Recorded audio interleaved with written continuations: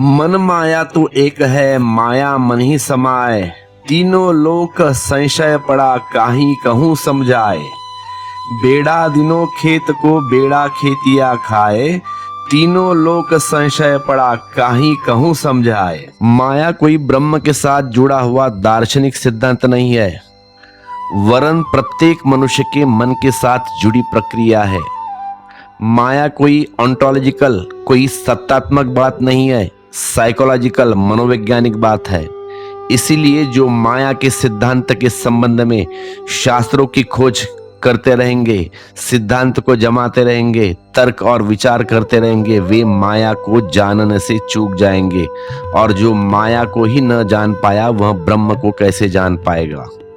जो ब्रह्म को ही न समझा, वह सत्य कैसे समझेगा। जिसने ठीक से अंधेरे को न पहचाना, उसके आलोक को पहचानने का भरोसा नहीं। भूल को ठीक से जानकर ही व्यक्ति सत्य के निकट पहुंचता है। जैसे जैसे असत्य की पहचान बढ़ती है, वैसे वैसे करीब आता है।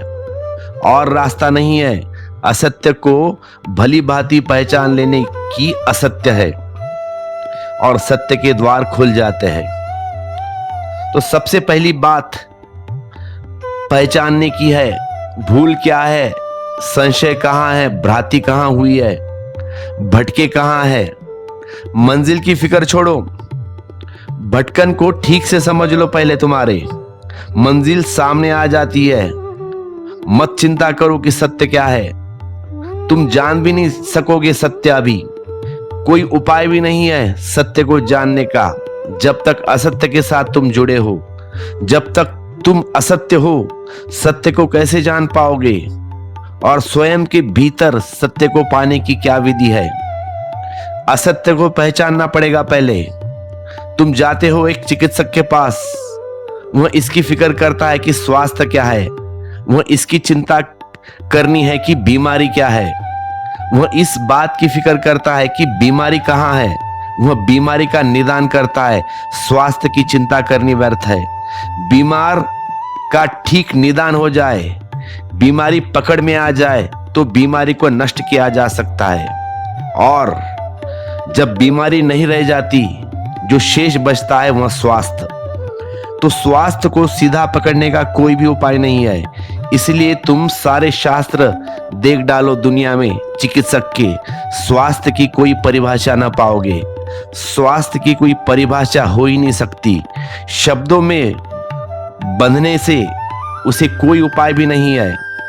तो स्वास्थ्य शब्द बड़ा महत्वपूर्ण है। उसका अर्थ है स्वयं में जो स्थित हो गया। आत्मस्थित का नाम स्वास्थ्य है। अपने से भटक गया, उसका नाम अस्वास्थ्य है। जो खुद के केंद्र से च्युत हो गया, वह बीमार है। और जो खुद के केंद्र पर वापस लौट आया, वह स्वस्थ है। स्वस्थ यानी स्वस्थित। लेकिन स्थित हो तो पहचानी पड़ती है बीमार। निदान स्वास्थ्य का नहीं है, रोग का होता है। इलाज स्वास्थ्य का नहीं होता, रोग का होता है। और जब रोग नहीं होता, जब रोग शून्य हो जाता है, तब तुम निरोगी हो जाते हो, तब तुम स्वस्थ हो जाते हो। तो ब्रह्म को पाने का कोई उपाय नहीं है। ब्रह्म तो परमावस्था है। माया को समझने का उपाय ही वही बीमारी है। और जैसे जैसे निदान साफ होता जाए, जैसे जैसे तुम्हारी आंख माया को पहचानने लगे, वैसे वैसे माया तिरोहित होने लगती है। तो एक बात और समझ लेना, चिकित्सक को तो निदान भी करना पड़ता है, फिर इलाज करना पड़ता है। लेकिन आत्मा की चिकित्सा में निदान ही इलाज है, निदान ही उपचार है। ठीक पहचान लिया तो मुक्त होए, और कोई अलग से औषधि की जरूरत नहीं। क्योंकि यह बीमारी केवल भ्रांति है। ये ऐसी ही है जैसे दूर रास्ते पर तुम आते हो, अंधेरे में राह के किनारे लगा हुआ एक वृक्ष का ठूंठा तुम्हें लगता है कोई आदमी खड़ा है, चोर या डाकू। तुम जैसे जैसे करीब आते हो, वैसे वैसे भ्रांति मिटने लगती है। और तुम अगर हाथ में दिया हो तो तुम जान पाओगे कि ये ठूंठा है। फिर क्या तुम यह पूछोगे कि वह जो मेरी भ्रांति थी कि आदमी खड़ा है, जब उससे कैसे छुटकारा पाऊं। नहीं, ठूठ को पहचान लेने से ही वह जो आदमी होने की भ्रांति थी, उससे छुटकारा हो गया। असत्य को ठीक से जान लेना सत्य को पा लेने का मार्ग है। मार्ग भी नहीं, सत्य को पा लिया। जिसने असत्य को पहचान लिया, जिसने असत्य को पहचान लिया, इसीलिए पहले माया की बात कर रहे हैं कि माया क्या है। तो पहला सूत्र कबीर कहते हैं, मन माया तो एक है माया, मन ही समाए, तीनों लोक संशय पड़ा, काहीं कहूं समझाए। और माया के संबंध में इतने सिद्धांत गढ़े हैं भारत में, पूरे अतीत में, इसीलिए इतिहास माया के संबंध में सिद्धांत से भरा है। इसीलिए कबीर कहते हैं कि तीन लोक संशय पड़ा है, काहीं कहूं समझाए। किसको समझाए? लोग बड़ी चर्चा करते हैं, बड़े तत्व विचार करते हैं, माया के बड़े सिद्धांत गढ़ रहे हैं। तुम्हारा सिद्धांत गलत और मेरा ठीक, इसके लिए बड़े तर्क जुटाते हैं, शास्त्रार्थ का उल्लेख करते हैं। किसको समझाऊं? तीन लोग संशय पड़ा। और बात बड़ी सीधी और सरल है, माया को कहीं और खोजने जाने की जरूरत नहीं। मन माया तो एक है, मन का ही विस्तार है माया। माया मन ही समाए, और माया को नष्ट नहीं करना पड़ता। जैसे तुमने पहचाना कि माया मन में ही समा जाती है। माया मन की विकृति है, मन की अप्राकृतिक दशा। क्या है बीमारी? बीमारी के लिए भी एक चीज जरूरी है कि तुम जिंदा रहो। मरे हुए आदमी को कोई बीमारी नहीं होती। मरे वाले बड़े लाभ में हैं, उन्हें बीमारी का भय नहीं। चिकित्सक के द्वार पर उन्हें दस्तक नहीं देनी पड़ती क्योंकि मर गए हैं। इलाज की परेशानी से भी नहीं गुजरना पड़ता। मरो का लाभ बड़ा है, अब दोबारा वे मर भी नहीं सकते, इसलिए मरने का भी कोई भय नहीं। तो बीमारी के लिए एक जरूरी है कि स्वास्थ्य ही जीवन है। बीमारी बिना जीवन के नहीं घट सकती। इसका यह अर्थ हुआ, बीमारी जीवन की ही एक विकृति है। जीवन कहीं कहीं उलझ गया, जीवन कहीं भटक गया, जीवन की धारा ही सागर की तरफ न जाकर मरुस्थल की तरफ मुड़ गई। पैर है, धारा जीवन की ही है, चाहे मरुस्थल चले जाओ, चाहे सागर चले जाओ। मरुस्थल में भटका हो जाएगा, मरुस्थल सोख लेगा जीवन की ऊर्जा, तुम्हें निर्वाण कर देगा, अशक्त कर देगा, कोई उपलब्धि ना होगी, तुम सिर्फ भटकोगे और भ्रष्ट और नष्ट हो जाओगे। सागर में उपलब्धि है, तो सोचना जरूरी है।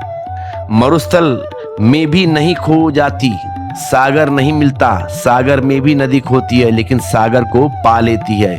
खोना दोनों तरफ से होता है, दोनों हालत में मिटना पड़ता है, लेकिन एक मिटने में कोई उपलब्धि नहीं, दूसरा मिटने में सब कुछ उपलब्ध हो जाता है। तो संसार में भी आदमी खो जाता है, परमात्मा में भी खोना पड़ता है। लेकिन संसार में खो जाने से जैसे नदी मरुस्थल में खो गई, सूखती है, सड़ती है, चीखती है, पुकारती है, मुक्त होना चाहती है, लेकिन कोई मार्ग नहीं मिलता। हजार धारा में बढ़ जाती है, मरुस्थल सूख लेता है, खींच लेता है, न कोई मंजिल आती है, न कोई उपलब्धि, न वह नृत्य घटित होता है जो सागर के मिलने के समय घटित होता है। देखा है ना, जब नदी सागर में जाती है तब पानी कैसा हो नाचता है। वह परम समाधिस्थ अवस्था नहीं घट सकती, ऐसी ही खो जाती है, मुक्त हो जाती है, बेचैन में खो जाती है, विषाद में खो जाती है। सागर में भी खोती है नदी, खोना तो एक जैसा है, लेकिन उस खोने का मजा और है, उस खोने में आनंद ही और है, उसमें दुख और पीड़ा नहीं है, क्योंकि यह नदी खोती है, यह नदी खोती है, वह नदी बड़ी होती है।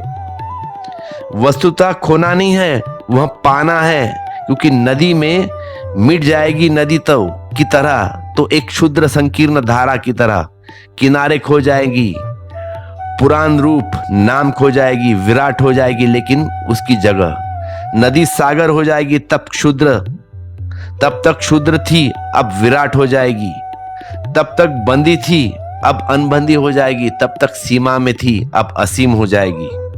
तो मनुष्य भी दो तरफ होता है, जीवन की नदी में दो तरफ होता है। एक तो माया, तो माया का अर्थ है मरुस्थल, जहां तुम करते हो बहुत हो, पाते कुछ भी नहीं, दौड़ते बहुत हो, पहुंचते कहीं नहीं, शोरगुल बहुत मचाते हो, लेकिन जीवन में कोई संगीत पैदा नहीं होता।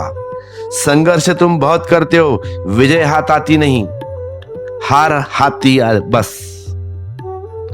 पराजय संसार की कथा है, वह जो भी जाता है हारा हुआ लौटता है। वहां मिटना तो है, लेकिन वह मिटना सड़ने जैसा है। तो एक बीज को पत्थर पर रख दो, वह भी मिटेगा बिना अंकुर हुए। उस बीज को भूमि में दबा दो, वह भी मिटेगा, लेकिन यहां मिटेगा और नया अंकुर आ जाएगा। अंकुर की भांति जिएगा, बीज की भांति मिटेगा, विराट वृक्ष हो जाएगा। तुम बीज को सड़ा भी सकते हो, वह माया है। तुम बीज को वृक्ष भी बना सकते हो, वही ब्रह्म है। दोनों तुम में छिपे हैं। माया तुम्हारी ही भटकाव है और ब्रह्म तुम्हारा मार्ग आ जाना है। बीमारी तुम्हारी, स्वास्थ्य भी तुम्हारा, बीमारी का निदान कर लेना जरूरी है ताकि तुम भटक ना सको। तो कबीर दास जी कहते हैं, मन माया तो एक है, माया मनीय समाय। मन माया तो एक है, माया मनीय समाय। तीनों लोक संशय पड़ा, काहीं कहूं समझाए। और माया के संबंध में इतने सिद्धांत गढ़े हैं भारत में। भारत का पूरा अतीत, पूरा इतिहास माया के संबंध में सिद्धांतों से भरा है। इसीलिए कबीर कहते हैं, तीनों लोग संशय पड़ा, काहीं कहूं समझाए। जब तुम जान लेते हो तो क्या होता है माया का, कहां खो जाती है माया। वह जो तुम्हारी शक्ति भटक रही थी, वह भटकती नहीं, मार्ग पर आ जाती है, सागर की तरह बहने लगती है। सारी माया मन में ही समा जाती है। तुम क्रोध करते हो, क्रोध माया है, क्योंकि उससे तुम मिटोगे तो पाओगे कुछ भी नहीं। इससे तुम माया की परख की कसौटी बना लो कि जिससे तुम्हारे भीतर कुछ मिटता हो, बनता कुछ भी ना हो, जिससे तुम्हारे भीतर विध्वंस तो होता हो, सृजन बिल्कुल न होता हो, जिससे तुम्हारे भीतर बीज सड़ जाता हो लेकिन अंकुर न निकलता हो, नदी नष्ट हो जाती हो, सागर न बन सकती हो। इसे तुम कसौटी बना लो। विध्वंसात्मक वृत्ति बीमारी है, स्वास्थ्य सृजनात्मक है। तुम क्रोध करते हो, क्रोध में शक्ति जाती है, लेकिन मिलता क्या है? सोचो एक बार जरा, सिवाय विषाद के कुछ भी हाथ नहीं आता, सब हानि मिलती है। तुम रोते हो, चीखते हो, चिल्लाते हो, उदास होते हो। उदासी में क्या होता है? उदासी में शक्ति खो जाती है तुम्हारी। क्या पाते हो? मरुस्थल। उदासी से तो कई फूल नहीं खिलते, उदासी से कहीं जीवन में कोई नृत्य नहीं आता। तुम घृणा करते हो, तब तुम शक्ति को व्यय करते हो तुम्हारी। मिलता क्या है? द लास्ट निष्पत्ति क्या है?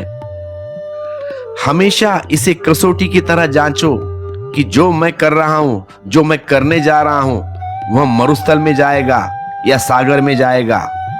और अगर मरुस्थल में जाता हो तो सजग हो जाओ, यह यात्रा पथ नहीं है, यह तो भटकाव है। क्या होगा अगर तुम क्रोध न करोगे तो जो क्रोध की शक्ति बचेगी वह कहां जाएगी? सोचा है कभी? वह मन में समा जाएगी। और जब तुम क्रोध से बच जाते हो और क्रोध में नष्ट होने वाली शक्ति उन्मुक्त हो जाती है और मन में वापस समा जाती है, उसी लौटती हुई शक्ति का नाम है करुणा। जो शक्ति खो रही थी मरुस्थल में, वह क्रोध थी। जो शक्ति मरुस्थल में खोने से रुक गई और स्वयं में लीन हो गई, सागर में डूब गई, वह है करुणा।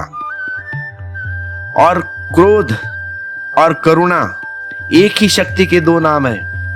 क्रोध उसी शक्ति की रोग की अवस्था है, करुणा उसी शक्ति की स्वास्थ्य की आवश्यकता है। घृणा और प्रेम ही शक्ति के दो ढंग है।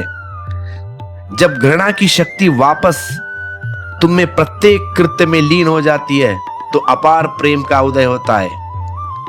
बुद्धों से बड़ी प्रेमी खोजना कठिन है। क्राइस्ट और कृष्ण से बड़े प्रेमी खोजना कठिन है। वहां पे घृणा लीन हो गई, मरुस्थल में नहीं खोई, सागर पा लिया, बीज को भूमि मिल गई। मन माया तो एक है, माया मनी समाए, तीनों लोक संशय पड़ा, कहीं कहूं समझाए।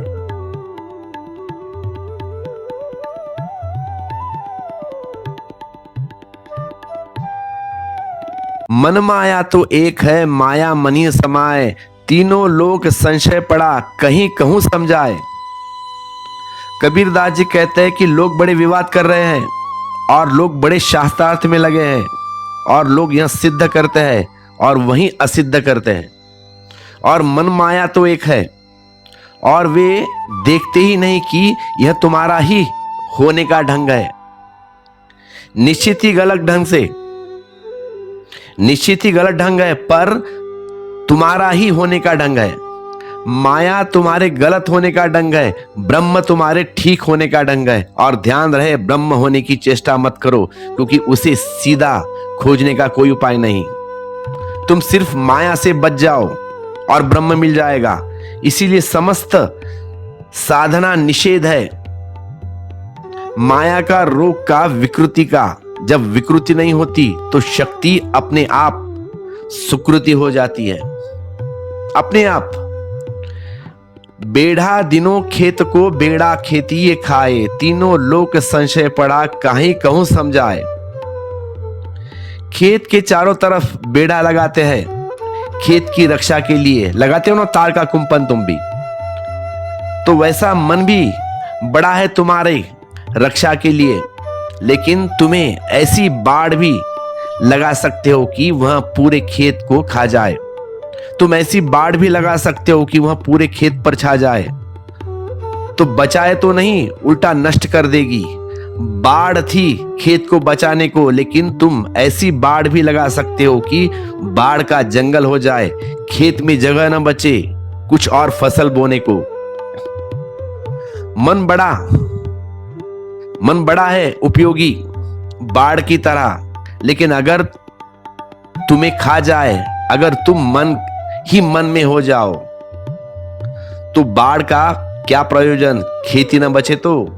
ऐसा अक्सर होता है। और माया का दूसरा सूत्र है, जीवन में बाढ़ खेत खा जाती है और लोगों को पता नहीं चलता। समझो इस बात को, जीवन को चलाना है तो रोटी की जरूरत है, छाया की भी जरूरत है, एक तरह की सुरक्षा भी चाहिए, सुविधा भी चाहिए, बिल्कुल आवश्यक है। लेकिन फिर एक आदमी जीवन भर मकान बनाने में लगा रहता है, मकान को ही बड़ा करने में लगा रहता है। वह वक्त ही नहीं आता जब वह रहता है मकान में निवास करता, वह समय ही नहीं पाता, टाइम ही नहीं मिलता। बन गया मकान, रोटी चाहिए, कपड़ा चाहिए, तो थोड़ा धन तो चाहिए ही होगा। लेकिन फिर एक आदमी धन की राशि जुटाने में लगता है, फिर वह भूल जाता है कि धन एक बाढ़ थी, धन खेत हो गई, बाढ़ खेत को खा गई। धन की एक जरूरत है, जरूरत की एक सीमा है। कोई आवश्यकता असीम नहीं, वासना असीम है, आवश्यकताएं तो बड़ी छोटी है। रोटी चाहिए, पानी चाहिए, कपड़ा चाहिए। अगर दुनिया में सिर्फ आवश्यकताएं हो तो एक भी आदमी भूखा ना हो, एक भी आदमी दीन ना हो, दरिद्री ना हो, क्योंकि आवश्यकताएं तो सीमित है। पशु पक्षियों की पूरी हो जाती है, लेकिन हमारी नहीं होती। आश्चर्य है ना, आदमी की पूरी नहीं होती। वृक्ष अपनी आवश्यकता पूरी कर लेता है। जिनके पास पैर भी नहीं है कहीं जाने के, एक ही जगह खड़े हैं और आवश्यकताएं हो जाती है। पशु पक्षी जितने पास बड़ी बुद्धि, विश्वविद्यालय का शिक्षण नहीं है, वे पूरी करते हैं अपनी अपनी आवश्यकताएं। लेकिन आदमी को क्या हुआ, आदमी अपनी आवश्यकताएं को क्यों नहीं पूरी कर पाता? नहीं, और चाहिए और चाहिए। पहले किराए के घर में रहता था, अब घर ले लिया, अब बड़ा घर चाहिए, अब कार चाहिए। ये आवश्यकताएं कभी समाप्त नहीं हो सकती। आवश्यकता ठीक है, वासना खतरा है। फर्क क्या है? आवश्यकता तो बाढ़ है, वासना पूरा खेत हो गई। तुम्हारी जरूरत तो पूरी हो सकती है, लेकिन तुम्हारी कामनाएं पूरी नहीं हो सकती। इम्पॉसिबल। जरूरत पर रुक जाना समझदारी है, कामना में बढ़ते जाना पागलपन है। फिर उसका कोई अंत नहीं। देख लोगों की तरफ, देखो तुम्हारे आजू बाजू के लोगों की तरफ।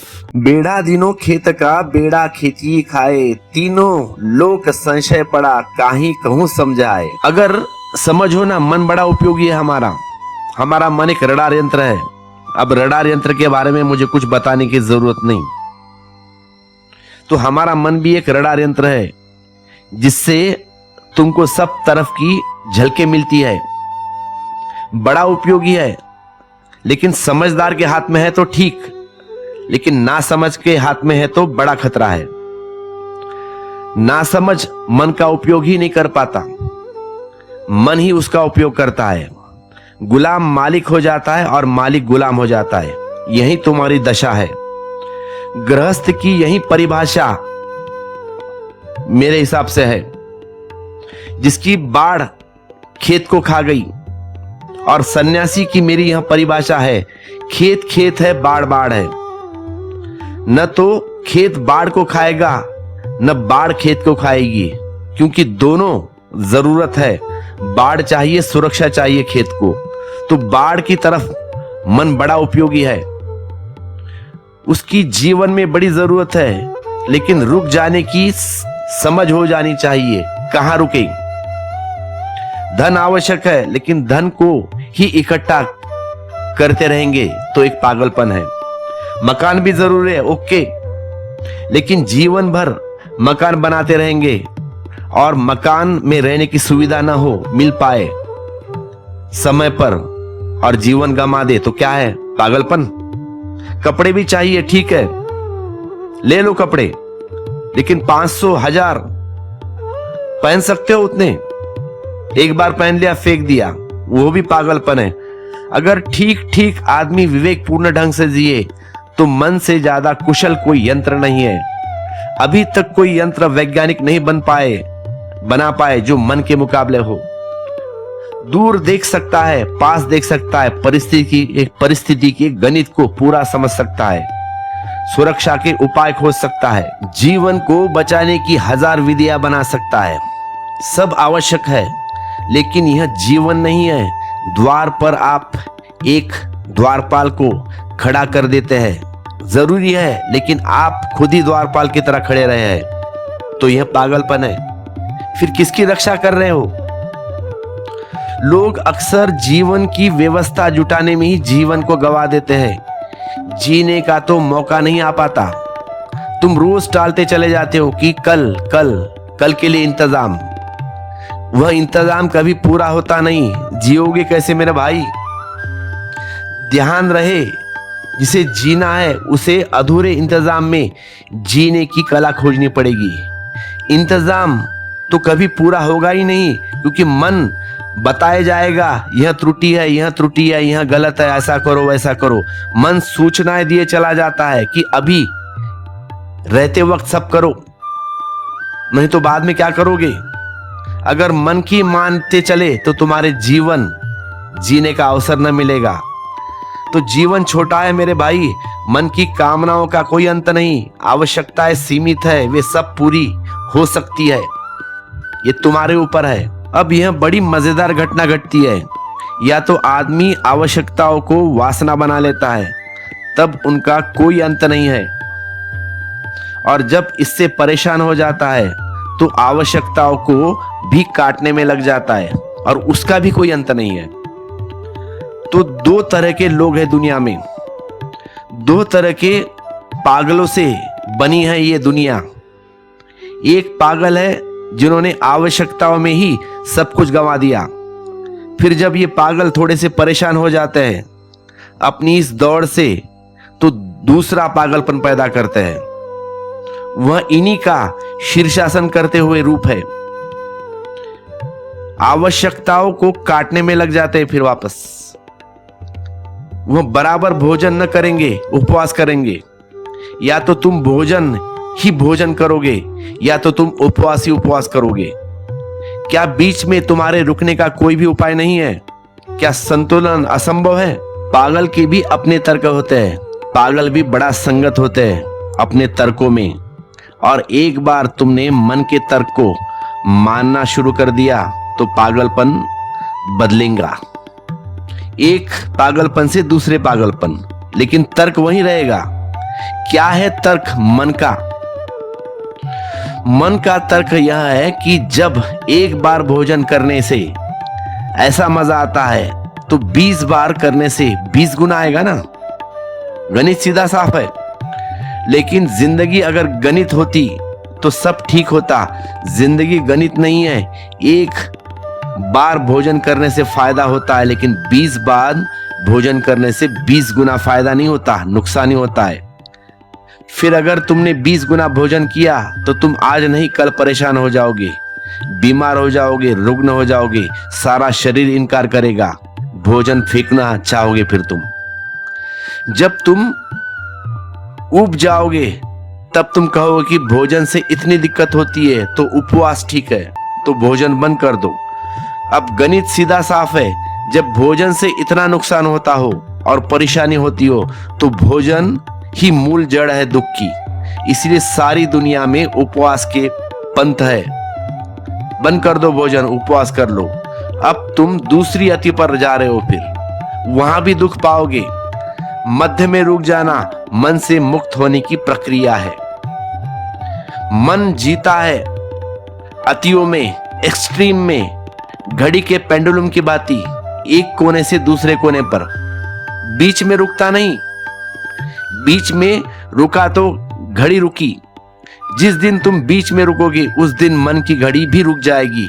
उस दिन माया रुकती है और माया की सारी तड़पन तुम में ही समा जाती है। और उस तड़पन से बड़ा विराट सौंदर्य का जन्म होता है, बुद्धत्व का जन्म होता है।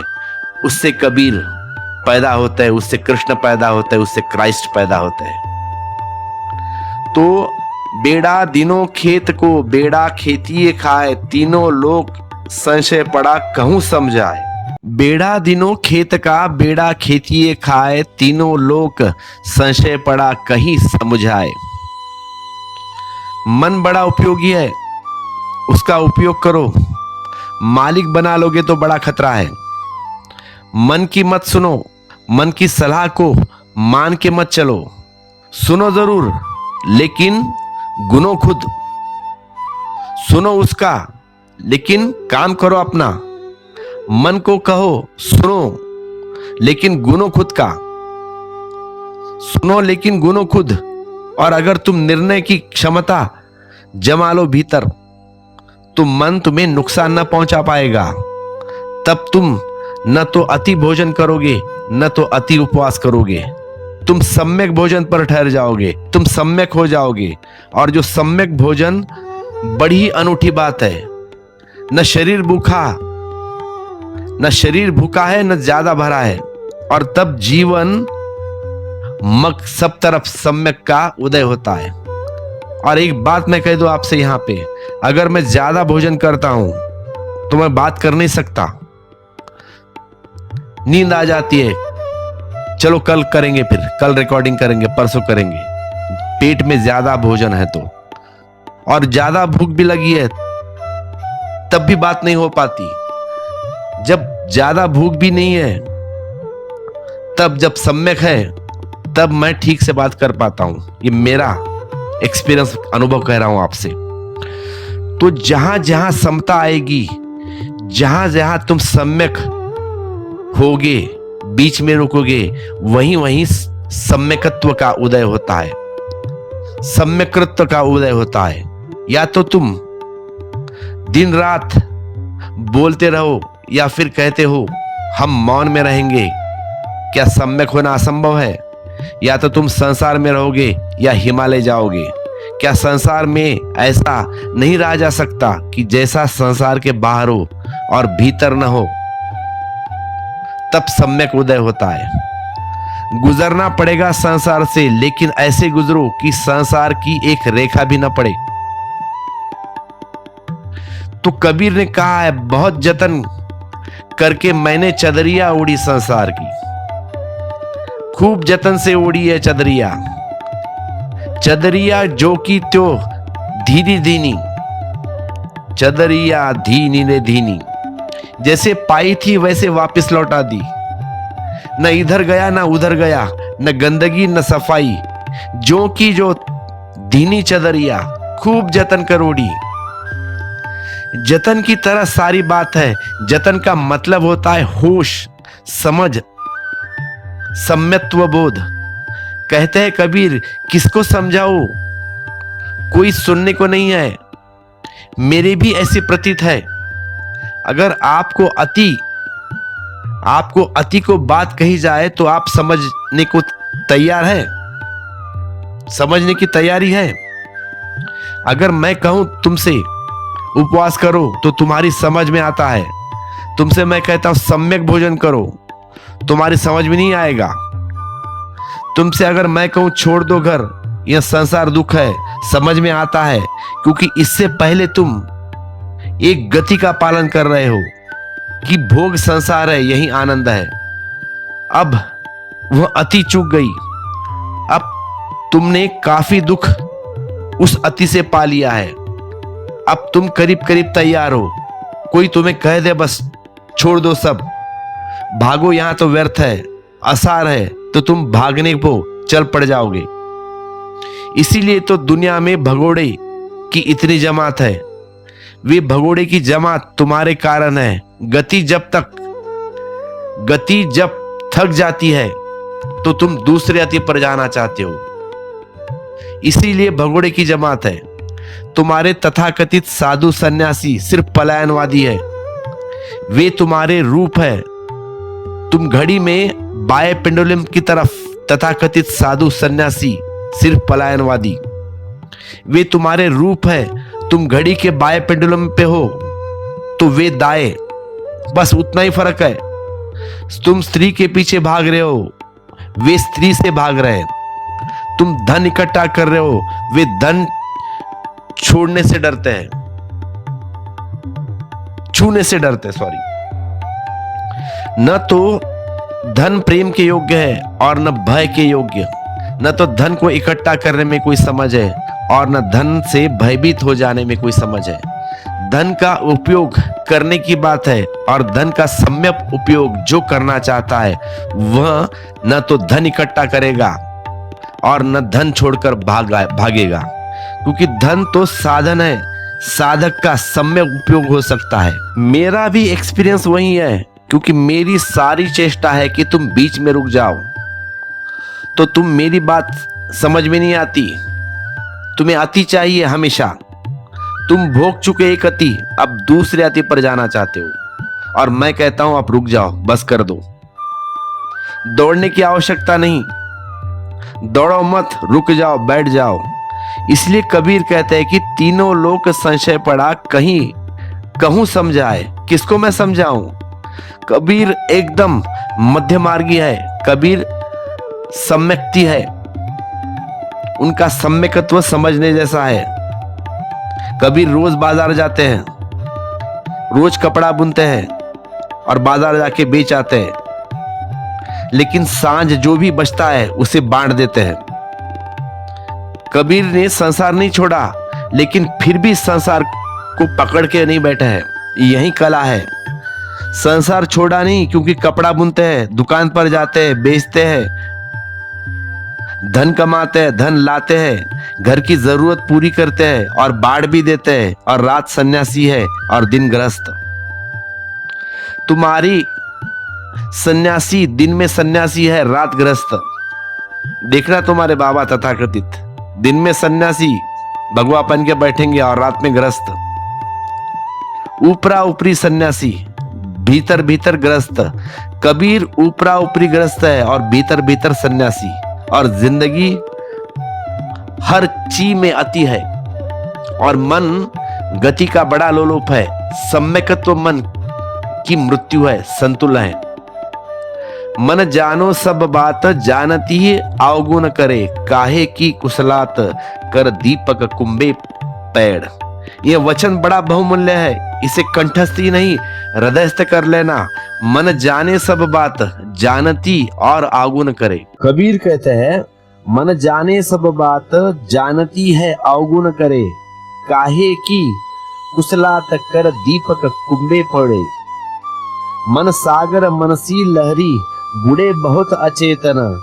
कहीं ही कबीर से बाची है जिनके हृदय विवेक। ये जो वचन है ना कबीर जी का, मन जाने सबके बात, जानती है अवगुण करे, ये वचन बड़ा बहुमूल्य है, इसे कंठस्थी नहीं हृदयस्थ कर लेना है। ज्ञान से कुछ होता नहीं है, क्योंकि मन तो सब जानता है, फिर जानकर भी करता है उल्टा। बराबर है ना? तुम्हें बिल्कुल पता है कि क्रोध बुरा है, लेकिन करते हो ना क्रोध। तुम्हें भली बात ही पता है कि घृणा पाप है, लेकिन करते हो ना घृणा। तुम्हें भली बात ही पता है कि लोभ में आदमी फंसता है, बंधता है, कारागृह बनता है, फिर भी तुम लोभ करते हो ना। मन जाने सब जानती ही अवगुण करे, कहो कि कुशलात। फिर यह मन की कुशलता है कैसी?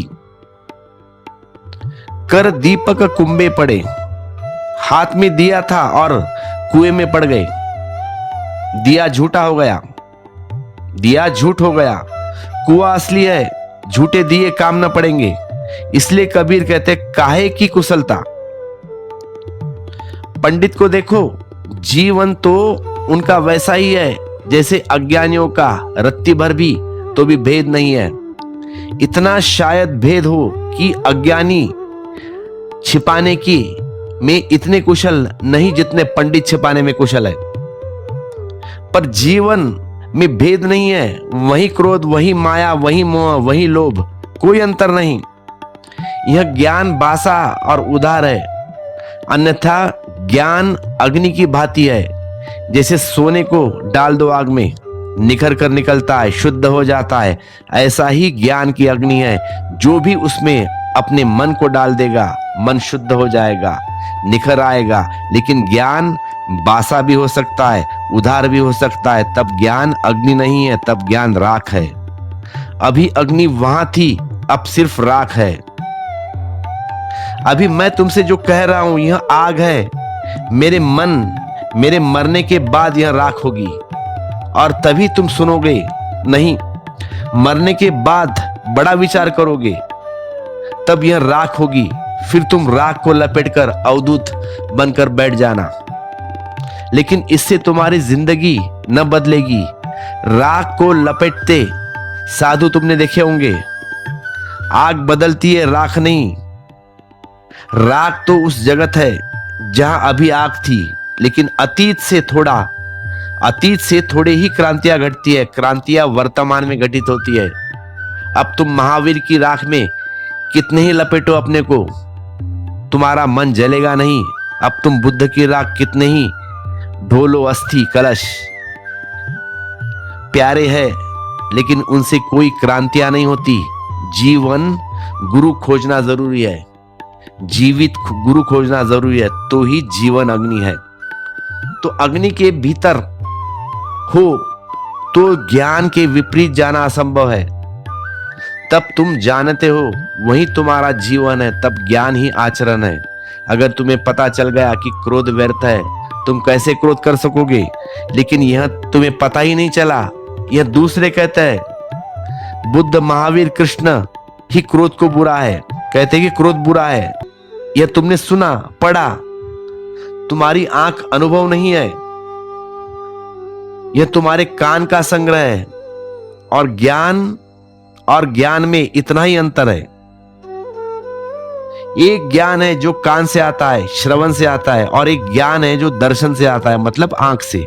माया और ब्रह्म 4 उंगुल का फासला है, कान और आंख का।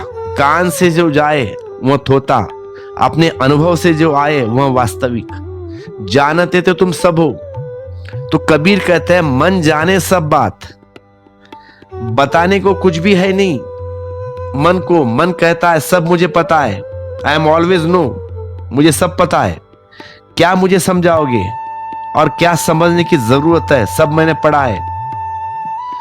जानत ही अवगुण करे, लेकिन आचरण जीवन का व्यवहार तो ठीक वैसा ही है जैसे अज्ञानी का हो। जीवन तो सुगंध तो ज्ञान की नहीं आती, जीवन से गंध तो अज्ञान की ही हुआ आ रही है। लेकिन मन में ज्ञान भरा हुआ है। पंडित और ज्ञानी का यही भेद है। पंडित में तुम दुर्गंध पाओगे, शब्द के अतिरिक्त वहां कुछ भी नहीं है। रट ली है गीता पूरी, सारे श्लोक, लेकिन ज्ञान नहीं। ज्ञान में एक सुगंध है, क्योंकि वहां जो भी कर रहा है वहां उसको उसका अपना जाना हुआ है। तो ध्यान रहे, सत्य अपना ही हो सकता है, उधार नहीं। किसी और से लिया सत्य, किसी और से लेकर सत्य को ढोना मतलब नहीं है। न उसकी चोरी की जा सकती है, न बाजार में खरीदा जा सकता है सत्य, न किसी से भीख से लिया जा सकता है। सत्य को स्वयं ही पाना होता है। जो स्वयं मिल जाए वही तुम्हारे जीवन को बदलेगा। मन जाने सब बात, जानता है अवगुण करे काहे कुशलता।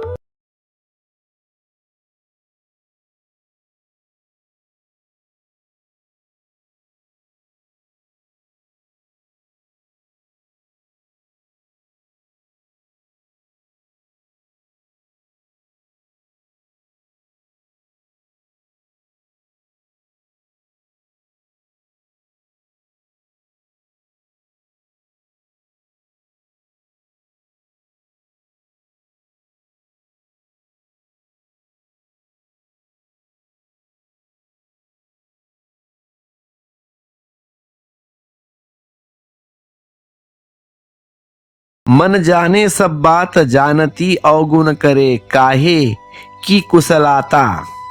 काहे की कुशलाता कर दीप कुंभे पैंडे। मन सागर मनसी लहरी, बुढ़े बहुत अचेन। कहिए कबीर से बांची है जिनके हृदय विवेक। पांडित्य, ज्ञान, मन की समझ का क्या मूल्य है जब अवगुण जारी रहता है। इस कुशलता का क्या करोगे? यह कुशलता दीपक नहीं बनाते। यह कैसा दीपक, यह कैसी कुशलता। कर दीपक कुंभे पड़े, हाथ में दिए लिए थे और गिर गए कुएं में। रामकृष्ण परमहंस कहते थे, चील आकाश में बड़े ऊपर उड़ती है, लेकिन इससे भ्रांति में मत पड़ना। उसकी नजर तो घूरे पर, मरे हुए चूहे पर लगी रहती है। उड़ती बड़ा ऊंचा है। इससे यह मत समझ लेना कि चील बड़ी ऊंची है। ऊंचाई पर उड़ने का सवाल नहीं है। आंख कहीं लगी है, आंख लगी है नीचे कचरे के ढेर पर पड़े हुए मरे हुए चूहे पर, और प्रतीक्षा कर रही है, चक्कर मार रही है आकाश में, लेकिन प्रतीक्षा कर रही है कि नीचे मौका मिले, अवसर मिले, रास्ता बंद हो, लोग न चल रहे हो, एक झपटा मारा और उठा लिया चूहे को। पंडित उड़ता तो आकाश में है, मन मरे हुए चूहे पर है, जमीन पर लगा रहता है। ज्ञानी आकाश में उड़ता है, आकाश में ही होता है। यही फर्क है। तुम्हारा जानना, तुम्हारा होना चाहिए। तुम्हारा जानने और तुम्हारे होने में अगर फर्क है तो तुम कितने ही बड़े पंडित हो जाओ। कबीर कहते, काहे की कुशलता कर दीपक कुंभे पड़े। मन सागर मनसा लहरी, बुढ़े बहुत अवेच। मन सागर है, जब स्वस्थ हो जाए, मन ही लहर है, अब अस्वस्थ हो जाए, अब उत्तेजित होते हो तो तुम मन लहरों से भर जाता है। जब शांत हो मन सागर हो जाता है, शांत मौन। क्रोध, घृणा, मोह, लोभ ज्ञानियों ने पाप कहते हैं। किसी कारण, इस कारण कि जब तुम क्रोध में हो तो मन लहरों से भर जाए, तुम अस्वस्थ हो जाओगे, तुम उत्तेजित हो जाओगे। जो भी उत्तेजित करे वही पाप है, और जो भी तुम्हें शांत करे वह पुण्य। इस परिभाषा को ख्याल में रखना। पाप और पुण्य का दूसरे से कुछ लेना देना नहीं है। आमतौर से लोग सोचते हैं कि क्रोध इसलिए पाप है कि दूसरों को चोट पहुंचाता है। नहीं, यह जरूरी नहीं कि दूसरे को चोट पहुंचे, क्योंकि दूसरा अगर बुद्ध हो तो तुम कितना भी क्रोध करो उनको चोट नहीं पहुंचेगी। फिर भी क्रोध तो पाप रहेगा, चाहे बुद्ध को चोट पहुंचे या ना पहुंचे हो। नहीं, क्रोध पाप है क्योंकि उससे तुम्हें चोट पड़ती है। दूसरे को की चोट अनुषांगिक है, पहुंच सकती है, हाँ या ना हो सकती है, मगर महत्वपूर्ण बात वो नहीं दूसरों को, महत्वपूर्ण बात यह है कि तुम में, महत्वपूर्ण यह है कि तुम्हें चोट पहुंचती है। बस तुम्हारे भीतर कुछ अस्त व्यस्त हो जाता है, आंदोलित हो जाता है, तुम भीतर की शांति खो देते हो, भीतर का दर्पण धुंधला हो जाता है। और अगर तुम सतत क्रोध करो, लोभ और मोह में पड़ते हो, तो तुम्हारे भीतर की झील शांत न होगी। फिर वहां पे शांत होने का अवसर नहीं मिलता, वहां पे फिर तूफानी बना रहता है। तब तुम धीरे धीरे भूल जाते हो कि इन लहरों के नीचे सागर छिपा था, क्योंकि उससे देखने का मौका ही नहीं पाता, मौका ही नहीं मिल पाता। सब लहरें सो गई। जब एक ही लहर न हो तब तुम्हारा सागर तुम्हें प्रतीत होगा। फिर तो ब्रह्म और माया में इतना ही फर्क है। ब्रह्म जब उत्तेजित होता है तो माया, और जब ब्रह्म शांत हो जाता है तो ब्रह्म, या माया जब शांत हो जाती है तो ब्रह्म। माया ब्रह्म की उत्तेजित दशा है, रुग्ण दशा है, अवस्थ दशा है, विकृत है। मन सागर मनस लहरी बूढ़े बहुत अच्छे। मन के लहरों में न मालूम कितने लोग डूब गए, और ये लहरें छोटी मोटी नहीं है, बहुत बड़ी लहरें है। जो भी अचेत है वहां डूब जाएगा, और बहुत जन डूबे हैं। अचेत जो भी है मूर्छित जी रहे हैं, सोए सोए जी रहे, होश पूर्वक नहीं जी रहे, वहां लोग डूबेंगे। होश की नाव ही डूबने से तुम्हें बचा सकती है। बड़े बहुत अचेत कहिए कबीर की बाती है जिनके हृदय विवेक। इस वचन के 2-3 अर्थ हो सकते हैं, और 3 ही अर्थ उपयोगी है, इसलिए तीनों ही समझना जरूरी है। आगे कबीर कहते हैं, मन सागर मनसा लहरी बूढ़े बहुत अचेत, कहिए कबीर ते बाची जिनके हृदय विवेक।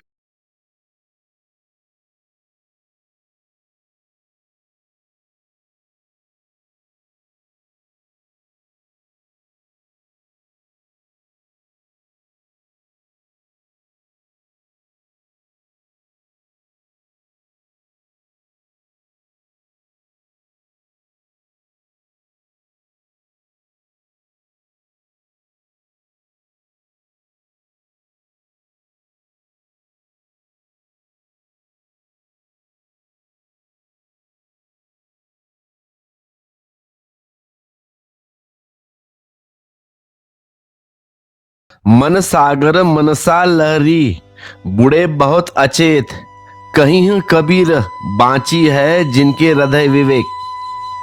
और मन की इन लहरों में न मालूम कितने लोग डूब गए।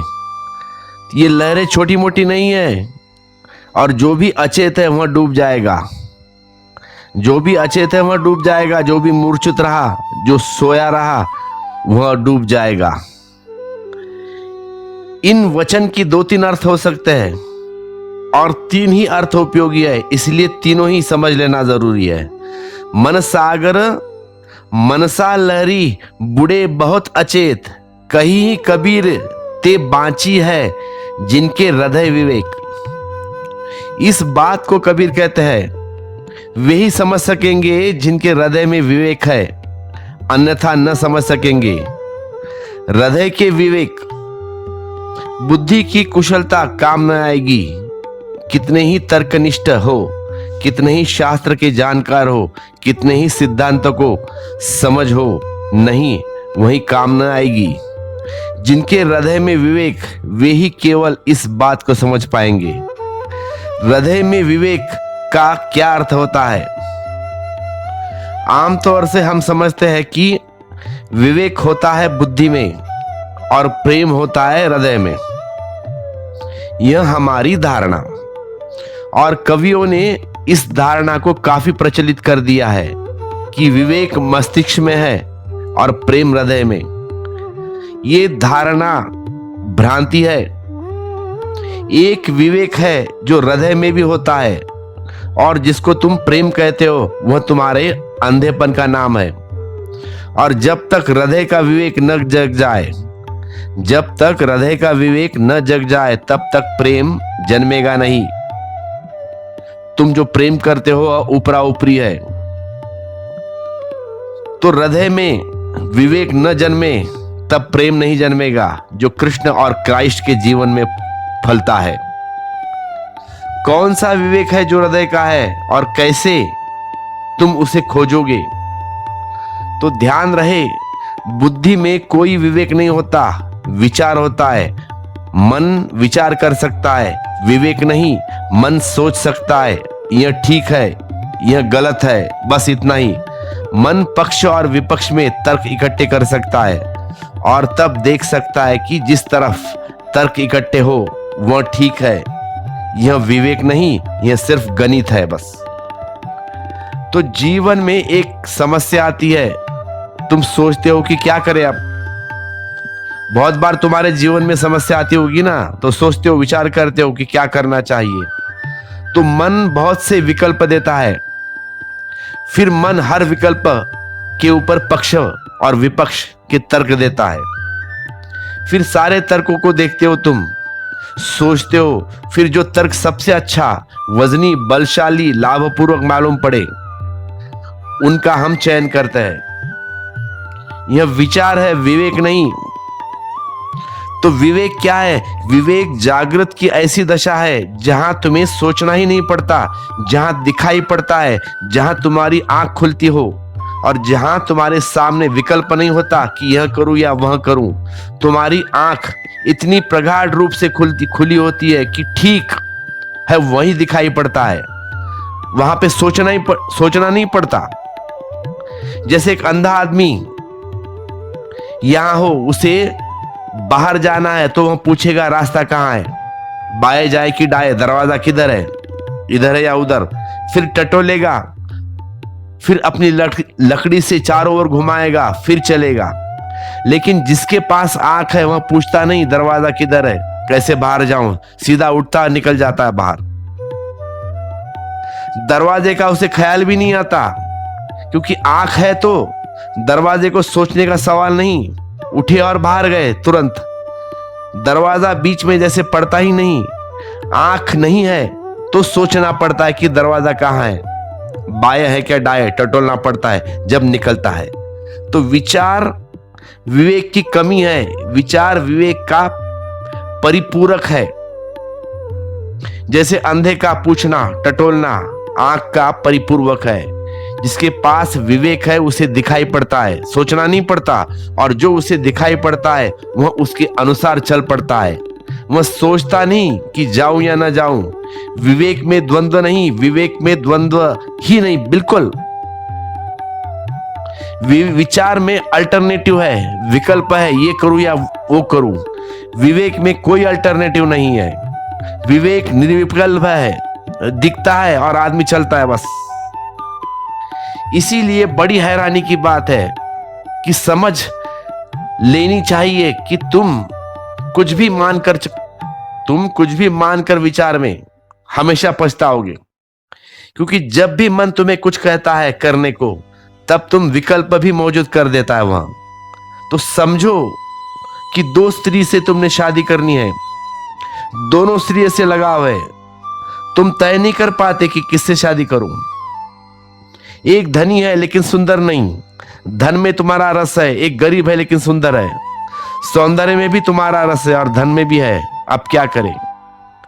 तो या तो मन दोनों के बीच कोई समझौता खोजेगा जो कि खतरनाक है, और या मन निर्णय लेगा कि एक से कर लो। एक से कर लोगे तो पछताओगे। अगर अमीर से कर लोगे तो रोजाना उसका चेहरा देखने पड़ेगा, बदसूरत। कितना ही भागो पत्नी से, भाग कर कहां जाओगे, घर तो लौट के आना पड़ेगा।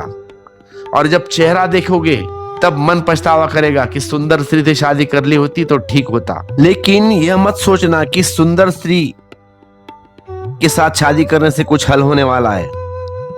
सुंदर से कर ली तो सौंदर्य 2-4 दिन में समाप्त हो जाएगा। तुम आदी हो जाते हो एक शक्ल देखने के। आखिर शक्ल में क्या करोगे, क्या होगा उससे? लेकिन रोज पैसे की कमी रहेगी। फिर तब क्या करोगे? भूख लगती है, रोटी लेना है, खर्चा करना है, कपड़े लेने हैं। तो मन सोचता है कि अमीर से शादी कर ली होती तो ठीक होता। मन कुछ भी करो, तुम कुछ भी चुनो, सदा पछताएगा हमेशा। पछतावा मन की निष्पत्ति है, क्योंकि विकल्प सदा मौजूद था। विवेक जो भी करेगा कभी पछताएगा नहीं, ध्यान रखना मेरी बात, क्योंकि विकल्प था ही नहीं तो पछताने का सवाल ही नहीं बचता। इसीलिए विवेकपूर्ण व्यक्ति कभी नहीं पछताता। जो भी हुआ है अतीत का, उसके लिए कोई पछतावा नहीं। वह कभी लौट कर पीछे नहीं देखता, क्योंकि दूसरे तो कोई विकल्प था ही नहीं। जो होना था वही हुआ और जो होना है वही होगा। इसीलिए विवेकपूर्ण व्यक्ति सदा शांत होगा, विचारपूर्ण व्यक्ति सदा शांत होगा। बुद्धि विचार करती है, हृदय विवेक देता है। तो कैसे जगाए इस हृदय के विवेक को? ध्यान हृदय के विवेक जगाने की प्रक्रिया है। तुम्हारे यूनिवर्सिटीज, कॉलेज बुद्धि के विचार को जगाने का प्रशिक्षण केंद्र है, और वो भी वहां पे तुम्हें 20-25 साल लगते हैं एक युवक को पूरी बुद्धि प्रशिक्षित करने में। और तुम 8-10 दिन का ध्यान करते हो और कहते हो कुछ हुआ नहीं। कैसे हो सकता है? एजुकेशन के लिए 25 साल और विवेक के लिए सिर्फ 8 दिन, 10 दिन, 1 महीना। बुद्धि परिधि है, हृदय केंद्र है। बुद्धि पर तुम व्यय करते हो 25 वर्ष। तब भी हो सकता है थोड़ी बहुत तुम्हें समझ आ जाए, एजुकेट हो जाओ, वो भी 3rd क्लास सर्टिफिकेट लेके। और हृदय के लिए तुम 10-15 दिन भी देने को तैयार नहीं है। फिर पूछते हो कुछ होता नहीं है। तो एक बात कह दूं, हृदय के लिए 25 जन्म भी दोगे ना, वह भी कम है। सारी ध्यान की प्रक्रिया हृदय के केंद्र को जगाने की प्रक्रिया है। सिर्फ भारत में ऐसा विश्वविद्यालय अतीत में हुए थे जहां हमने दोनों के प्रयोग किए हैं, लेकिन वे प्रयोग खो गए। जैसे कि नालंदा और तक्षशिला जैसे विश्वविद्यालय बौद्धों की छाया में बने हैं। वे अकेले विश्वविद्यालय थे सारी दुनिया में। फिर वैसे प्रयोग किए नहीं गए जहां हमने बुद्धि को भी प्रशिक्षित करने की कोशिश की और हृदय को भी। हृदय का विवेक भी जगाने की कोशिश की है वहां पे हमने। हालांकि वह सफल नहीं हो सके, अनेक बाधाएं पड़ी। सबसे बड़ी बाधा यह पड़ती कि हृदय के विवेक के जग जाने पर व्यक्ति सांसारिक नहीं हो पाता, क्योंकि संसार विपरीत है। बाप भी डरता था कि बेटे को ऐसी जगह भेजने को जहां विवेक जग जाए, क्योंकि जब विवेक जगता है ना, तब वासना से आदमी मुक्त होता है। विवेक जगेगा तो वासना खो जाएगी। सभी भयभीत है विवेक जगने में, इसीलिए प्रयोग किए गए लेकिन असफल हो गए। महत्तम प्रयोग थे मनुष्य की चेतना के जगत में। तो नालंदा में हम फिक्र करते थे कि जिस मात्रा में ज्ञान बढ़े उस मात्रा में ध्यान बढ़े और संतुलन कभी न खोए। लेकिन तब नालंदा से जो आदमी निकलता था वह संन्यास्त होकर निकलता था। यह प्रयोग कैसे चल सकता है? फिर तुम बच्चे को पढ़ने भेजते हो विश्वविद्यालय नालंदा जैसे, और वहां से जो बच्चा निकले संन्यास्त होकर निकले, तो कोई भेजने को राजी नहीं। और यह कितनी देर संसार चलेगा फिर? तो नालंदा को हमने उखाड़ कर फेंक दिया और बौद्धों के जो उस महान प्रयोग कर रहे थे उनको हमने इस मूल से खदेड़ दिया। तो वहां जाके गया जापान, चीन। बौद्ध धर्म का विनाश हो गया इस मुल्क से, क्योंकि बौद्धों ने इतने विवेक जगाने की कोशिश की है जितना किसी ने नहीं किया काम इस जगत में। और नालंदा में जिन जिन लोगों का विवेक जगा वे इस जगत में बहुत काम के न रहे, एक विराट के जगत के काम में हुए। लेकिन हमारी क्षुद्र वासनाओं के जगत में काम न रहेगा फिर ऐसा। अगर एक बेटे का विवेक जग जाए तो बाप उसे धन कमाने में नहीं जोत सकता, ध्यान रखना। गुरु नानक जी को देखा है ना, जब उनके पिताजी ने जॉब पे लगाया था उनको एक सेठ के पास, तो क्या हुआ था? 13-13, ध्यान होगा ना, 13-13 बोलते बोलते समाधि लग गई। चादर बेचने गए थे, शॉल, बैठे सत्संग में, फ्री में दे के आए साधुओं को। ऐसे होता है जिनका विवेक जग जाता है। तो अगर जिसका विवेक जगा तो बेटा कहेगा कि जितना जरूरी है उतना ही हम धन कमाएंगे, गैर जरूरी है तो नहीं करेंगे काम। आदमी धनी होता है जरूरी से तो आदमी गरीब ही बना रहता है। जितने जरूरत है उतना कमा लिया तो तुम गरीब हो। विलास तो तब पैदा होगा कि गैर जरूरी पैदा हो जाए। विवेक पूर्ण ध्यान पूर्ण व्यक्ति गैर जरूरी से बचेगा, बहुत कठिनाई खड़ी हो जाएगी तब। तो कबीर कहते हैं, कहिए कबीर ते बांची है जिनके हृदय विवेक है। यह जो मैं कह रहा हूं वे ही समझ सकेंगे जिनके हृदय विवेक है, जिन्होंने ध्यान किया है। क्यों? क्योंकि ध्यान करने वाले तो तत्क्षण दिखाई पड़ता है कि मन ही लहर है और मन ही सागर है। क्योंकि ध्यान करने वाले को कई क्षण ऐसा आ जाता है, कई बार जब लहरें रुक जाती है सिर्फ सागर रह जाता है। वही प्रतीत कबीर के वचनों को समझने में सार्थक होगी। उस प्रतीक के बिना तुम कबीर को कभी नहीं समझ पाओगे, इम्पॉसिबल है बात। और इस वचन का एक दूसरा अर्थ भी है। वह वचन का अर्थ है, कहिए बकीर ते बांची है जिनके हृदय विवेक। कबीर कहते हैं वे ही पढ़े लिखे हैं जिनके हृदय विवेक। मन जाने सब बात जगत ही अवगुण करे, कहे की कुशलता कर दीप कुंभे पड़े। जिनके हृदय विवेक है वे केवल पढ़े लिखे लोग हैं, बाकी सब अनपढ़ है, अपढ़ है। वे ही जिनके हृदय विवेक है, ऐसे ही जिन्होंने बांचा है, जिन्होंने पढ़ा है। किताब के पढ़ने का सवाल नहीं है यहाँ पे, हृदय को पढ़ने का सवाल है, अपने को पढ़ने का सवाल है। कहिए कबीर ते बांची, वे ही केवल बांचे हुए पढ़े लिखे लोग हैं जिनके हृदय विवेक है।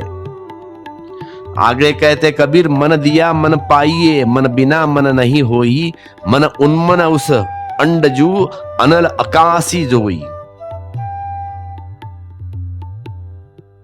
मन दिए मन पाइए, मन बिन मन नहीं होइए, मन उन्मत उस अंडजू अनल आकाश जोई। मन दिए मान पाइए, मन से ही खोया है, मन से ही मिलेगा, मन से ही भटकेगा, मन से ही पहुंचेगा, मन से ही भिखारी हुआ, मन से ही सम्राट बना। यह मनुष्य ही रुग्ण हुआ है, स्वयं हो जाए, जो खाया है वह मिल जाए। मन दिए मन पाइए, मन बिना मन नहीं होइए। सारा खेल जो है ना वह मन का है। तुम्हारे भीतर जो शक्ति विचार बन रही है, सारा खेल उस शक्ति का है। वो शक्ति दो रूप में हो सकती है, या तो विचार बन जाए तब लहर बन जाती है, या ध्यान बन जाए तब सागर बन जाती है। इसीलिए निर्विचार समस्त धर्मों का सार है, चाहे हिंदू हो या मुस्लिम हो या बौद्ध हो। क्योंकि जैसे ही तुम निर्विचार होते हो तो जो शक्ति मन के द्वारा विचार बनकर खो रही है, अनंत में वह खोना रुक जाए, वह स्टॉप हो जाए।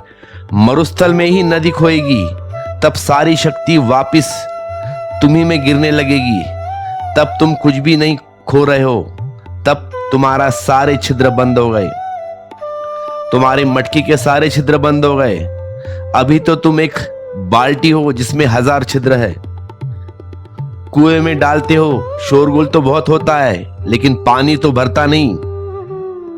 पानी में डूबी रहती है तो ऐसा भी लता रहे है भर गई, और जैसे ही पानी के बाहर ऊपर उठा लो तो खाली होना शुरू हो जाता है।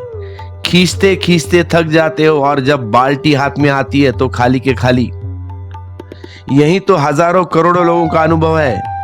जिंदगी भर खींचते हैं, तब इतना शोरगुल मचाता है कि लगता है कि भरी है, लेकिन जब हाथ आती है, आते आते खाली हो जाती है।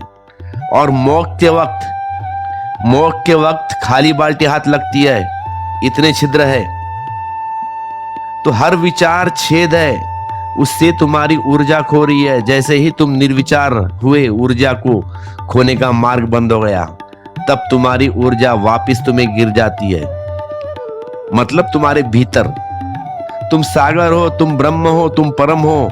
इस जगत की जो भगवत सत्ता है वह तुम में है, लेकिन तुम्हारे रंध्र, तुम्हारे छिद्र चुका डालते हैं। मन दिए मन पाइए, मन बिने नहीं होई, मन उन्मन उस अंडजू अनल आकाश जोई। जैसे आकाश हर छिद्र में छिपा है, चाहे दिखे और चाहे ना दिखे। आकाश दिखता कहाँ है? हवा के कण कण में आकाश है, अग्नि के कण कण में आकाश है। न तो अग्नि आकाश को जला सकती है, न हवा आकाश को उड़ा सकती है। पानी के कण कण में आकाश है, न पानी आकाश को बहा सकता है। जैसे प्रकाश सब में छिपा है, ऐसे ही परम भगवत सत्ता में छिपा है। वह तुमसे भी छिपा है। उस परम भक्त, उस परम भगवत सत्ता को कबीर ने जो नाम दिया है वह बड़ा कीमती है। वही नाम है जो जैन फकीर जापान में देते हैं। जैन फकीर उस अवस्था को नो माइंड्स कहते हैं, और कबीर उस अवस्था को उन्मन कहते हैं। एक ऐसी अवस्था है चेतना की जहां मन है ही नहीं, नो माइंड। क्या अर्थ हुआ इसका? मन के न होने का इतना ही अर्थ हुआ है जहां विचार सब खो गए, लहरें सब शांत हो गई, मन उन्मख हुआ। कबीर का एक वचन है, मन उन्मन हुआ। गगन गरजे बरसे अमीन, मन न मन हो गया, मन न मन हो गया। सारा आकाश गरज रहा है और अमृत बरस रहा है, और जब तक मन में उसकी तरंगे, उसकी विकृतियां भरी है, तब भी आकाश गरजता है, लेकिन जहर बरसता है। आकाश तो तुम्हारे चारों तरफ भी खूब गरज रहा है, लेकिन जहर बरस रहा है। तो कबीरदास जी कहते हैं, मन उन्मन हुआ, गरजे गगन बरसे अमी। उन्मन का अर्थ है जहां निर्विचार हो गया मन। मन उन्मन उस अंडजू अनल आकाश सोई। और उन्मन मन में वह ऐसा ही छिपा है जैसे अंड में ब्रह्म छिपा है, ब्रह्मांड छिपा है, जैसे हर कृपा में आकाश छिपा है। तो मन गोरख मन गोविंद, आगे कबीरदास जी कहते हैं, मन गोरख मन गोविंद, मन ही अवघड़ होई, जे मन राखे जे तन करी, तो आपके करता सोई। गोरख एक बहुत अनूठे सिद्ध पुरुष हुए, गोरखनाथ। उनका नाम तो धीरे धीरे खो गया। अक्सर ऐसा ही होता है, बहुत अनूठे लोगों का नाम खो जाता है, क्योंकि वे हमारे समझ के बाहर है। अब गोरखनाथ की हम सिर्फ एक ही शब्दों में याद करते हैं, वह गोरख धंधा। सुना होगा आपने नाम, गोरख धंधा। शब्द की बड़ी कहानियां हैं, शब्दों की बड़ी कहानियां हैं। यह गोरख धंधा से पैदा हुआ है। गोरख ने पैदा नहीं किया, गोरखनाथ जी ने, जिन्होंने उनको देखा उन्होंने पैदा किया है।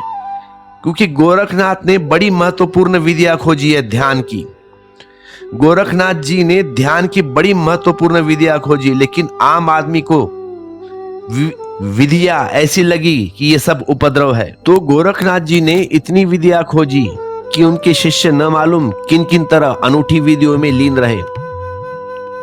तो लोगों में व्याप्ति हो गई कि ये सब गोरख धंधा है। इसीलिए शब्द सिर्फ अब इतना ही बचा हमारे पास। जब भी कोई आदमी उल्टा सीधा करता है तो हम कहते हैं क्या गोरख धंधा कर रहा है, लेकिन उस शब्द के पीछे बड़ी अनूठे आदमी का नाम है। भारत में जितनी विधियां गोरखनाथ जी ने ध्यान की खोजी उतनी किसी दूसरे आदमी ने खोजी नहीं है। बुद्ध, महावीर, कोई भी गोरखनाथ के मुकाबले नहीं है। विद्या का जहां तक संबंध है, मन को तोड़ देने की जितने उपाय गोरखनाथ जी ने खोजे हैं, आदमी ने नहीं खोजे। तो गोरखनाथ जी बड़े अनूठे आविष्कारिक व्यक्ति है। और कबीर उनकी याद करते हैं कि मन गोरख मन गोविंद। कहते हैं कबीरदास जी, मन गोरख मन गोविंद, मन ही गोरख है, मन ही गोविंद है। विद्या भी वही खोजता है, पहुंचना भी उसी तक है। गोरख और गोविंद का इसलिए उपयोग किया है कबीरदास जी ने। गोरख यानी विधि और गोविंद यानी मंजिल। गोरख यानी मार्ग, गोविंद यानी अंत। गोरख साधन, गोविंद साध्य, इसलिए उपयोग किया है। मन गोविंद, मन गोरख मन गोविंद, मन ही का सब खेल है। विधि भी उसी का है, पहुंचना भी उसी मार्ग में है, उसी में ही है पहुंचना। मार्ग भी वही है, मंजिल भी वही है, पाना भी उसी को है, पाना भी उससे ही है। तो कबीरदास जी कहते हैं मन गोरख मन गोविंद, मन ही अवघड़ होई, जे मन राखे जतन करी ते आप करत सोई। और जो मन के जतन को समझ ले वह स्वयं ब्रह्म को गया तो आपे करता सोई, वही जगत का करता हो गया। जो मन राखत ते, जो मन राखे जतन करी, ये जतन शब्द याद रखने लेने जैसा है। क्या होता है जतन का मतलब? तुम्हें एक हीरा मिल जाए रास्ते पर, तुम कैसे उसे रखोगे? जतन हरी, तुम उसे जल्दी से छुपा लोगे, वहां तो देखो भी नहीं, इम्पॉसिबल बात, क्योंकि कोई देख लेगा, इसलिए चुप के जेब में डालते हो, किसी को पता ना चले। तुम जल्दी से उसे कपड़े में छिपा लेते हो, वहां तुम पूरी तरह से देखोगे भी नहीं, क्योंकि सड़क है, बाजार है, लोग चल रहे हैं, आजू बाजू घूम रहे हैं, देखेंगे। फिर घर को तुम आकर दरवाजा बंद करके उसका प्रकाश देखते हो, फिर ठीक से ढंग से निकाल के। लेकिन घर पहुंचने के पहले भी तुम कई बार जेब में हाथ डालते हो कि है कि नहीं। जतन का मतलब यही है, कई बार तुम टटोल कर देखते हो। फिर जेब कतरे देखा है आपने? जेब कतरे बहुत एक्सपर्ट होते हैं किसके खिसे में कितने पैसे हैं, क्योंकि जिसके खिसे में ज्यादा पैसे है वह बार बार जेब में हाथ डालता है और चेक करता है कि है कि नहीं। तो जेब कतरा टेलीपैथी नहीं जानता, लेकिन तुम्हारे हाथ डालने के कारण उसे पता चलता है कि तुम्हारे पास कितने पैसे हैं। वह उसे खबर मिल जाती है कि कुछ है उसके अंदर, इस आदमी के जेब में कुछ है। तो जतन का अर्थ है बड़ी होशपूर्वक संभाल कर। जैसे कबीर किसी वचन में कहे है कि लौटती है स्त्री पनघट से तो गपशप करती है, बात करती है, गीत गाती है, घड़े को सिर पर रखे हाथ से पकड़ती भी नहीं। फिर भी कैसे पकड़ती होगी, किससे पकड़ती होगी? जतन से। स्त्रियां लौटती है पनघट से, अब तो स्त्री नहीं मिलती क्योंकि पनघट ही नहीं है, नलघट है और वहां उपद्रव है। तो कबीर के वक्त पनघट थे और वहां से लौटती थी स्त्रियां। एक मीठी काव्य था, एक मीठा काव्य था उस लौटने में पनघट से, और बात करती, चीत करती और घड़े को सिर पर रखे, न हाथ से संभालती है, फिर भी किससे संभालती है?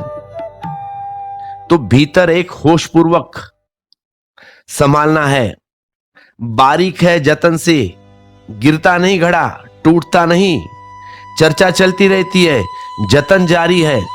तो कबीर कहते हैं कि रहो इस संसार में ऐसे जैसे पनघट से आती स्त्री घड़े को रखती है जतन से। जाओ दुकान पर लेकिन संभालो अपनी चेतना को, घूमो बाजार में खो मत जाओ, संभालो अपने को, धन हो या स्त्री हो संभालो अपने को। तो जतन का अर्थ है एक भीतर सुरती। जॉर्ज गुरजीएफ ने एक शब्द का उपयोग किया है, सेल्फ रिमेंबरिंग, आत्मस्मरण। कुछ भी करो खुद का होश बना रहे वही जतन है। और बुद्ध का भी एक शब्द है सम्यक स्मृति, राइट माइंडफुलनेस।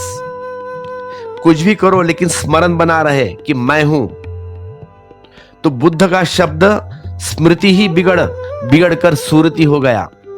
और कबीर और नानक जी का, कबीर और नानक जिसको सुरति कहते हैं, वह बुद्ध का स्मृति शब्द है। वह लोक भाषा में चलते चलते सुरति हो गया। पर सुरति ज्यादा मधुर है और स्मृति से तो मेमोरी का संबंध जुड़ता है। सुरति अलग ही हो गई। सुरति का तो मतलब हो गया एक आत्मभाव, एक बोध। और जतन शब्द भी यत्न से बना है, लेकिन वह मतलब नहीं है जो यत्न का मतलब है। एक भीतर सतत होश, कोई चीज भीतर न जाए। जैसे हीरा मिला तो उसको आदमी गांठ में बांध लेता है, ऐसा भीतर एक होश बना रहे, एक स्मृति बनी रहे। तुम जो भी करो करते समय यह ख्याल रहे कि अपने को संभालना है। क्या है संभालने का प्रयोग? ताकि मन में लहर न उठे। तुम में नहीं संभाला है, लहर उठेंगी, सागर खो जाएंगे, दर्पण मिट जाएगा। तुमने संभाला है, लहरें उठेंगी, खूब संभाला, लहरें बिल्कुल नहीं उठेंगी, पूरा संभाला, लहरें बिल्कुल शांत हो जाएगी। और मन पर एक लहर नहीं होती तो मन दर्पण हो जाता है। उस दर्पण में दिखाई पड़ता है जो वही सत्य है। तो कबीरदास जी कहते हैं, मन गोरख मन गोविंद मन ही औगड़ होई, जे मन राखे जतन करी तो आपे करती सोई।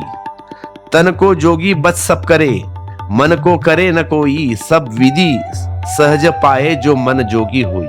मन गोरख मन गोविंद मन ही औगड़ होई, जे मन राखे जतन करी तो आपे करता सोई। तन को जोगी सब करे, तन को जोगी सब करे, मन को करे ना कोई, सब विधि सहज पाइए जो मन जोगी होई। सवाल शरीर से कुछ करने का नहीं है, सवाल शरीर से कुछ करने का नहीं है, सभी सवाल होश के जगत में कुछ करने का है।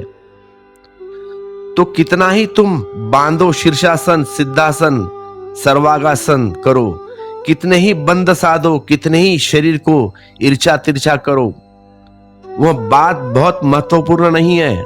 महत्वपूर्ण है भीतर चैतन्य का बढ़ना, चैतन्य की बढ़ती ज्योति। तन को जोगी सब करे, मन को करे ना कोई। रोज व्यायाम करते हो, योगा करते हो, तन को जोगी सब करे, मन को करे ना कोई। इसीलिए तुम पाओगे ऐसे जोगी जिन्होंने शरीर की बड़ी कीमती उपलब्धियां पाली है, लेकिन अगर तुम उनमें झांक कर देखोगे तो पाओगे कि तुमसे गए बीते हुआ। योगी 30 दिन जमीन पर पड़ा रह सकता है, उसने बड़ी कुछ साधा है, बड़ा कुछ साधा है उसने, क्योंकि 30 दिन बिना ऑक्सीजन के गड्ढे में दबा पड़ा रहना 30 क्षण मुश्किल है। 30 दिन बाद तुम उसे निकालोगे, वह जीवित रहेगा, वह जीवित है। तुम चमत्कार लगेगा तुम्हें ये, लेकिन उस आदमी की आंख में देखना और तुम उसमें वह ज्योति न पाओगे जो कबीर, जो बुद्ध या गुरु गोरखनाथ के आंख में होती है। उस ज्योति की जगह तुम उसकी आंख में एक उदासी पाओगे, एक सोया हुआ पन पाओगे, बस एक ट्रिक है वह। और तुम उसके जीवन में कोई चमक न पाओगे जो होनी चाहिए, क्योंकि जिसके भीतर ब्रह्म जगा हो उसके बाहर सब तरफ एक सुगंध चमक है, उसके बाहर सब तरफ एक सुगंध और एक चमक और एक प्रकाश का विस्तार होगा, वह तुम्हें बिल्कुल न पाओगे। मजे की बात तो यह है कि 30 दिन यह जमीन में पड़ा रहा। तो ऐसे जो ट्रिक है, ये जो योगी करते हैं, किसके लिए करते हैं? सिर्फ नाम के लिए। तुम किसी बुद्ध को राजी न कर सकोगे कि 30 दिन जमीन में पड़े रहो। अब ऐसे योगी, तन को तो साध लिया उन्होंने, लेकिन मन की साधना का उसे कुछ भी पता नहीं है। ऐसे योगी है कि संकल्प के, केवल संकल्प करके हाथ की नाड़ी की गति बंद करवा सकते हैं, अपनी ही हृदय की चाल बंद करवा सकते हैं, लेकिन मरेंगे नहीं। लेकिन वे सब कर रहे हैं नाम के लिए, पैसे के लिए। उनकी जगह सर्कस में है, सत्य में नहीं। वे सर्कस के लिए काम कर रहे हैं, सत्य का उनसे कोई लेना देना नहीं है। तुम दुकान कर रहे हो बस, वे भी दुकान कर रहे हैं। तुम्हारी दुकान तुमसे जरा बाहर है, उनकी दुकान शरीर से जुड़ी है, लेकिन उसकी सारी साधना एक प्रदर्शन बन गई। ऐसे योगी है जो आंख को खींचकर बाहर लटका लेते हैं। बहुत ऐसी ट्रिक है। आजकल नए बाबा है तुम्हारे यूपी के, पर्ची वाले बाबा, पर्ची लिख दी, तुम हैरान हो जाते हो कि बाबा ने मेरे मन की बात सुन ली, मेरे मन की बात जान ली। सारी ऐसी ट्रिक है, ये सिर्फ नाम के लिए, पैसे के लिए। तो योग का अर्थ है दो का एक हो जाना। तो मन के योग का अर्थ होगा जहां मन की लहरें और मन का सागर एक हो जाए, जहां मन की दौड़ और मन का ठहरा होना एक हो जाए, जहां मन में ही लीन हो जाए। परम संभव के क्षण में जब मन में ही लीन हो जाता है, डूब जाता है, वही समाधि। सब विधि सहज पाइए जो मन जोगी हुई। और जिसने मन के मिलन को यह किमया पाली, उसके लिए सब सरल हो जाता है। सब विधि सहज पाई, वह सभी कुछ सहज पा लेता है। उसे पाने के लिए कुछ और करना नहीं पड़ता। मन ऐसा निर्मल भया, और इस समाधि से, इन मन में डूब जाने से मन ऐसा निर्मल हो जाता है। ये वचन गूंजते रहे तुम्हारे मन में तो उपयोगी है। ये जो कबीर के वचन ना गूंजते रह जाने चाहिए। मन ऐसा निर्मल भया जैसा गंगा नीर, पांचों पांचों हरि फिर, कहत कबीर कहत कबीर। एक वक्त है कि साधक खोजता है परमात्मा को, चिल्लाता है, राम रहीम पुकारता है। और एक वक्त ऐसा भी आता है जब परमात्मा तुम्हारे पीछे पीछे घूमता है, कहता है कबीर कबीर। इसलिए कबीरदास जी कहते हैं, मन ऐसा निर्मल भया जैसा गंगा नीर, पांचों पांचों हरि फिरे, कहत कबीरा कहत कबीरा। यह वक्त कब आता है? जब परमात्मा तुम्हारे पीछे खोजने लगता है, बुलाता है कबीरा कबीरा। एक वक्त था तुम बुलाते थे, कोई आवाज उत्तर में ना आती थी। वह वक्त वही था जब तुम्हारे मन में तरंग उठी थी, तुम्हारा मन तरंगों से भरा था। तब तुम्हारी आवाज इस योग्य न थी कि सुनी जाए उस परमात्मा ने। इस योग्य बिल्कुल तुम्हें बनाना है तो चिल्लाते रहो। तुम मंदिर में, मस्जिदों में, कबीर कहते हैं कि क्या तुम्हारा खुदा बहरा हो गया कि तुम सब सुबह उठते हो, अजान करते हो, इतने जोर से नमाज पढ़ रहे हो, क्या बहरा हुआ है खुदा? क्योंकि इतने जारे से चिल्लाते रहो मंदिर में जाके, मस्जिद में जाके, गुरुद्वारा में जाके, कुछ ना होगा। तुम्हारे चिल्लाने से कुछ भी ना होगा, क्योंकि तुम्हारा चिल्लाना भी तुम्हारे मन का शोरगुल है। तो चुप हो जाओ। प्रार्थना बोलना नहीं है, चुप हो जाना है। तो प्रार्थना परमात्मा से कुछ कहना नहीं है, प्रार्थना वस्तुतः परमात्मा से कहना नहीं है, परमात्मा को सुनने की विधि है। चुप हो जाओ, सुनो। और जब मन में लीन हो, जब मन में लीन होकर चुप हो जाता है, एक भीतर तरंग भी नहीं होती विचार की, मन की, निर्मल भय, तब निर्मलता, तब सब शुद्ध हो जाता है, सब विकृत खो जाती है, तब सब रोग मिट जाते हैं, तब एक निर्मल दर्पण हो जाता है। मन ऐसा निर्मल भया जैसे गंगा नीर, जैसे गंगा का जल।